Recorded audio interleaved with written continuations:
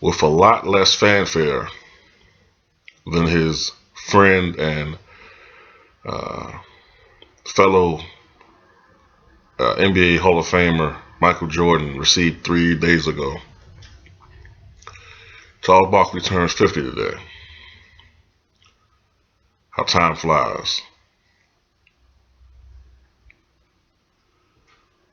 Charles Barkley, when I think about him, I think about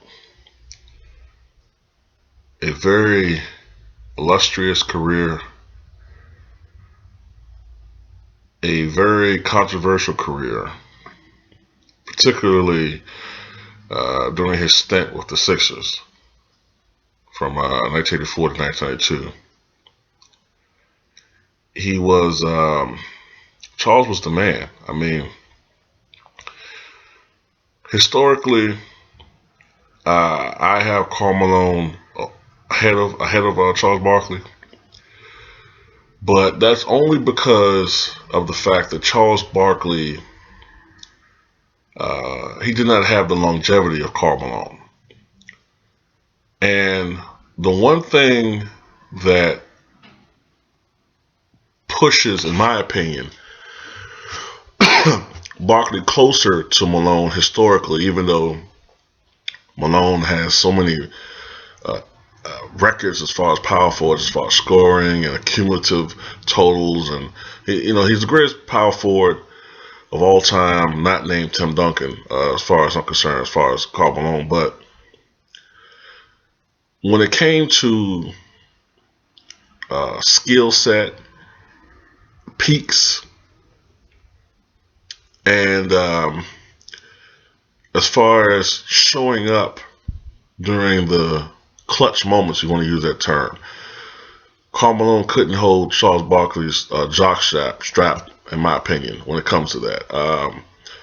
Don't get me wrong, Karl Malone had some signature games in the playoffs, but Barkley had a tendency to show up for the moment a lot more so than Karl Malone. And you can make the argument. I one time did a comparison. It was last year, I believe. I was doing a comparison of Duncan, Malone, and Barkley,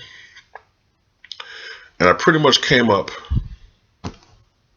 just almost evenly matched as far as measuring these three guys. And if anything, that favors Barkley because Barkley's had the shorter career of these guys. But and he was of the three, he was the most versatile. I mean, he could score anywhere on the court, anywhere. Um, he could shoot 3-pointers. He could score in the post. He could score with his back to the basket. He could score facing the basket. I mean, he could. He was. Matter of fact, his reputation as a scorer was so great that I remember when he was playing with the Houston Rockets, it took teams about a year to figure out that Barkley couldn't do certain things anymore. It was by reputation that he still was demanding double teams because of his past production with the Philadelphia 76ers and the Phoenix Suns.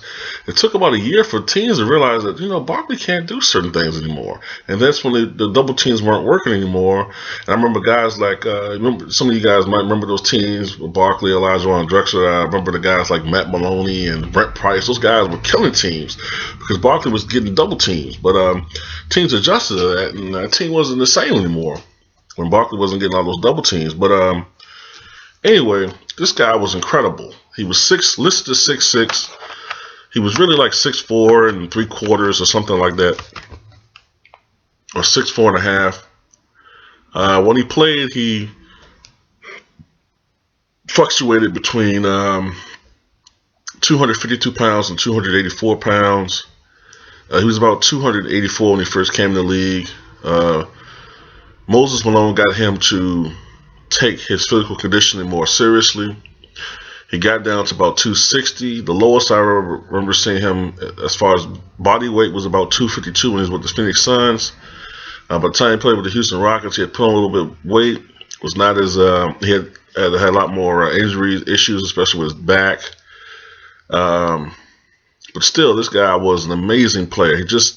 He was not the prototypical power forward. He could play the center position at 6'5". Yes, he could play the center position, and he could play the small forward position, particularly when he was younger. He could do so many different things on the court. As I said earlier, he was a dominant rebounder. I believe I had him listed at number 7 all time as far as rebounders on my top 10 rebounders list. He's the shortest man ever to win a rebounding title. 1986-87. He led the league in rebounds at 14.6 rebounds per game. Established a career high in his very first game with the Phoenix Suns in November 1996 when he grabbed 33 rebounds in a game. The guy was incredible. He was just he was a bully. He was the type of guy that I emulate as far as when I was younger and I would try to play basketball. I never played any organized basketball, but I just was a fan of the game. Whenever, me and my buddy Al and some of us would go out and play when we were kids, I always tried to emulate Barkley as far as rebounding. I wasn't very good at the time because I didn't have a very extensive knowledge of the game and as far as positioning, because I'm not the most athletic guy in the world. And that's when I learned a lesson that a lot of kids don't understand this as well. It's not all about your height. 80% of rebounds are not grabbed due to the fact that you're taller than another guy. If that was the fact, Manute Bol would be a lot higher on. He would have won some rebounding titles, but he never did. As a matter of fact, Manute Bol was not a very good rebounder for his position. And to add to that, Rick Smits. Some people want to say, well, maybe Manute Bol didn't play that many minutes, but look at a guy like Rick Smits. He was 7'4". He was not a great rebounder. I think Rick Smits averaged something like 6.5 rebounds for his career. Sometimes height is not. It's all about how tall you are. Look at Dennis Rodman, who I have the greatest rebounder of all time. He was only listed 6'8", may have been 6'7", and he was out rebounding the likes of Shaq, Mutombo, who was a great rebounder in his own right.